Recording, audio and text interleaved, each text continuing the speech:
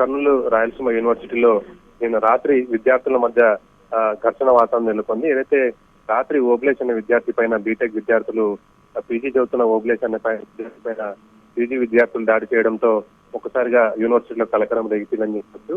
ముఖ్యంగా రాత్రి ఏదైతే మద్యం విషయంలో ఇద్దరు ఇటు పీజీ విద్యార్థి అటు బీటెక్ విద్యార్థుల మధ్య ఘర్షణ నెలకొంది. ఇదే క్రమంలో ఓబ్లేష్ పైన కొంతమంది దాడి చేయడంతో ఏదైతే యూనివర్సిటీలో కొంత ఉద్రిక్త వాతావరణం నెలకొంది.